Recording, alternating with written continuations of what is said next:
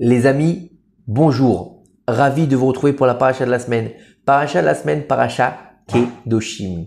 Je voudrais dédier ces quelques paroles de Torah pour la guérison de tous les malades d'Israël, Bifrat pour ma maman, Rivka bat Rachmana Bezrat Hashem, pour tous nos soldats, tous les otages, que Kadosh Baruch Hu nous libère et qu'il envoie la Géoula Shlema Bimera Bienvenue. Amen. Et pour la réussite de toutes les personnes qui nous écoutent. Que Dieu vous bénisse et que Dieu bénisse le peuple d'Israël où qu'il soit.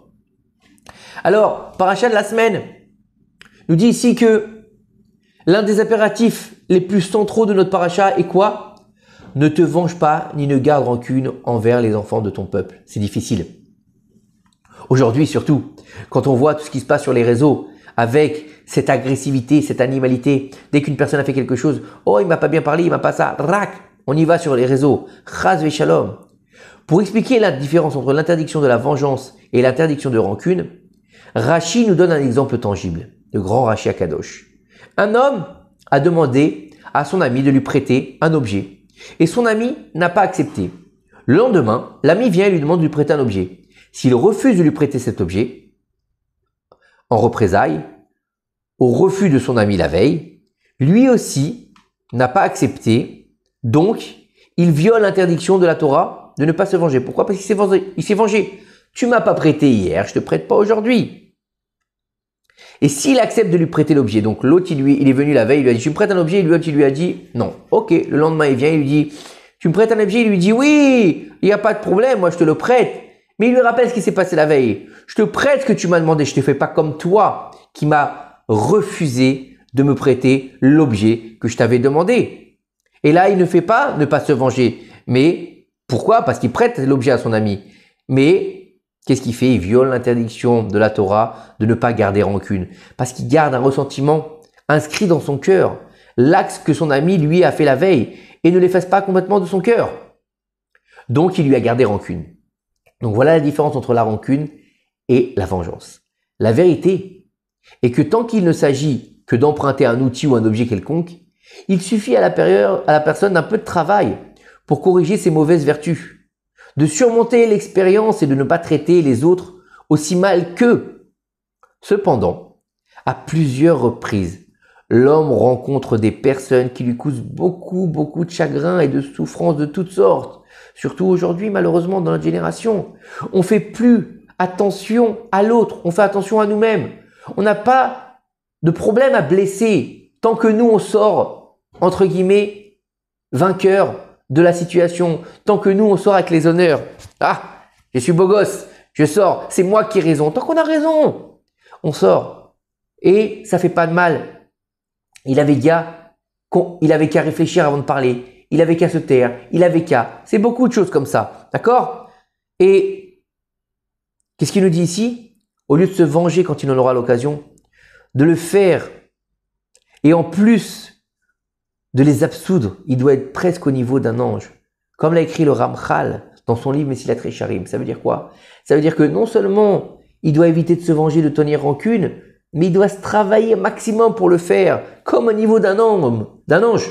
Mesilat Yesharim va nous dire, dans la vertu de la propreté, chapitre 11, la haine et la vengeance sont très difficiles à extraire du cœur des êtres humains, parce que l'homme ressent beaucoup de chagrin et de souffrance quand il a été insulté. Et la vengeance pour lui est plus douce que le miel car elle apaise sa colère. Bah oui, ça fait du bien.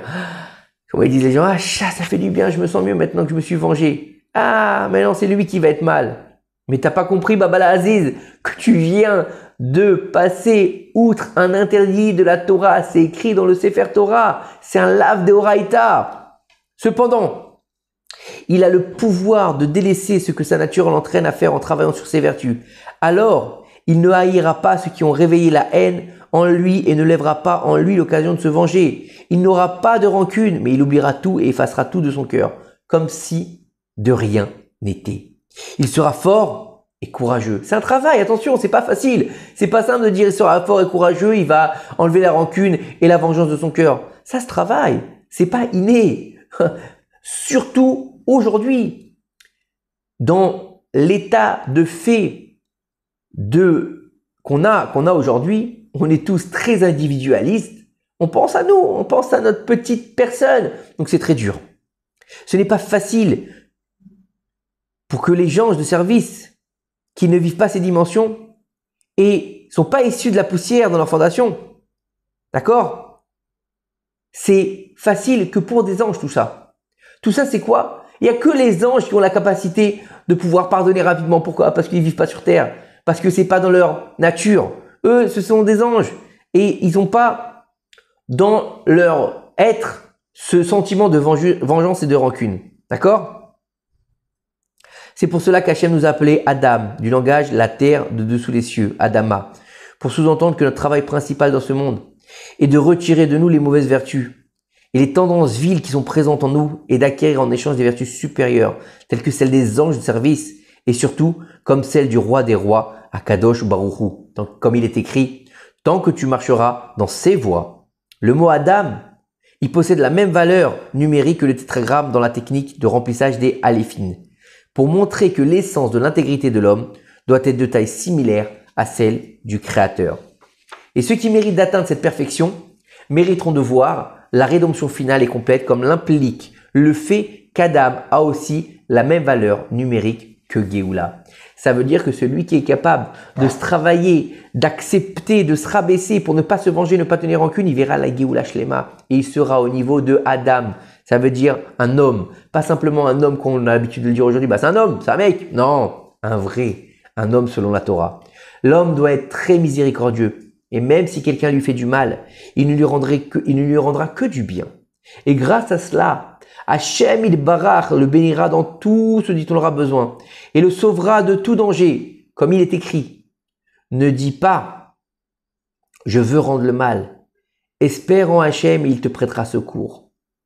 Même si quelqu'un vous cause du chagrin et vous fait du mal de toutes sortes et de toute façon, efforcez-vous de ne pas être en colère et de prendre soin de lui pardonner de tout votre cœur et même de prier Hachem afin que cet homme, et cette femme bien sûr, ne soit pas puni pour le chagrin qu'il vous cause. Car s'il est puni à cause de nous, nous en sortirons perdants. Comme les sages l'ont dit, tout celui dont l'ami est puni à cause de lui, et il ne lui sera pas permis d'entrer dans le parcelle d'Akadosh Baruch Hu. Ça veut dire que quoi? Ça veut dire que c'est dangereux. Aussi bien pour lui, mais aussi pour nous. Donc savoir pardonner de tout son cœur, essayer de sortir tout ça de son cœur et le jeter à la poubelle. Beaucoup de gens haïssaient notre saint maître, le Baal Shem Tov. Ils ne savaient pas qu'il détestait. Pourquoi? Mais il détestait. Et pour ce qu'il était, bien sûr, avec toute l'histoire qui est autour du Baal Shem Tov, par rapport à ce qu'il y a eu avant, Shabbatai Tzvi, les faux prophètes, etc., les faux Mashiach. Et en raison de leur grande haine, ils l'ont persécuté, ils ont essayé de le discréditer de toutes les manières possibles. Et lui ont certainement causé beaucoup de chagrin et de tristesse. Avec ses saints yeux, le saint Baal Shem Tov a vu qu'à cause de ses persécutions et du grand chagrin qu'il lui causait, il serait condamné à une sévère punition, comme le décès d'un membre de leur famille, le Halénou par exemple. Il ne voulait en aucun cas que cela se produise. Alors, qu'est-ce qu'il a fait le Baal Shem Tov? Il voulait pas que quelqu'un meure parce qu'ils lui ont fait du chagrin. Qu'est-ce qu'il a fait? Il avait l'habitude d'aller de temps en temps dans la forêt pour s'isoler de le maître du monde. Et pendant des heures, il demandait avec prière et supplication qu'aucun de ces nombreuses personnes qui le haïssent ne soit puni pour cette raison. C'est fort quand même. C'est un niveau exceptionnel. Non seulement il accepte de les pardonner, mais il prie pour eux pour que rien ne leur arrive. C'est extraordinaire. Une fois, le saint Baal Shem Tov a dit dans un langage de supplication et de réconciliation devant Hachem Barach, maître du monde, si tu veux me prouver que tu m'aimes vraiment, s'il te plaît, que personne des envieux et des persécuteurs ne soit puni à cause de moi. De cette façon, il a interprété l'enseignement du roi David dans les Télim. À cela, je reconnais que tu m'as pris en estime et que mon ennemi ne triomphe pas de moi. C'est-à-dire que pour me montrer que tu me désires et que tu m'aimes, il n'y aura aucune fracture sur aucun de mes ennemis. Et ça, c'est la voie des tzadikim, la voie des justes de vérité, à chaque génération. Non pas de rendre le mal à leurs ennemis, mais de s'efforcer de les soutenir autant que possible. Comme il est écrit, si ton ennemi a faim, de lui à manger, s'il a soif, de lui à boire. C'est dans Michelet qui s'est rapporté, c'est fort quand même. C'est compliqué, c'est dur, mais c'est extraordinaire. Et de là, on peut comprendre que la Torah est divine. Parce qu'un homme, il aurait jamais écrit ça.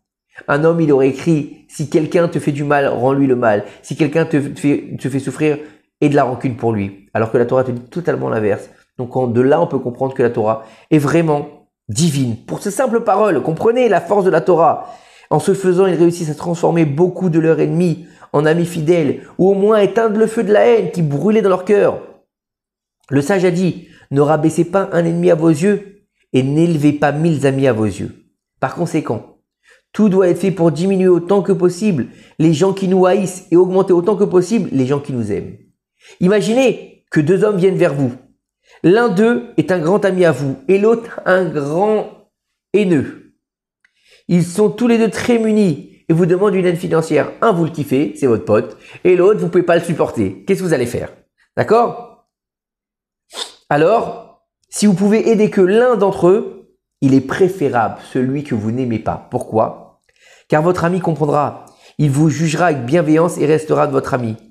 Mais en aidant votre ennemi, vous pourrez très bien en faire aussi un ami. Vous constaterez que vous avez perdu un ennemi et que vous avez ajouté un ami. Vous n'aurez pas perdu votre premier ami parce que lui comprendra. Si vous connaissez quelqu'un qui vous déteste fortement, découvrez où il vit. Allez chez lui et demandez-lui de s'asseoir avec vous et de lui parler pendant quelques minutes. Même s'il se met très en colère, ne soyez pas nerveux à ce sujet. Demandez-lui d'exprimer toutes les affirmations qu'il a à votre sujet et pourquoi il vous déteste autant. De plus, si vous savez qu'il est stressé financièrement, essayez, si vous pouvez bien sûr, de lui remettre une petite enveloppe discrètement. Il sentira mal à l'aise et son cœur fondra en lui. Il aura une énorme angoisse de penser du mal de vous et de parler de vous de manière diffamatoire. Et à partir de ce jour, il prendra sur lui de bien parler de vous et s'inquiétera de votre bien-être.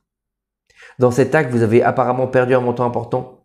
Mais d'un autre côté, vous êtes débarrassé d'un ennemi qui pourrait vous causer beaucoup de souffrance dans la vie.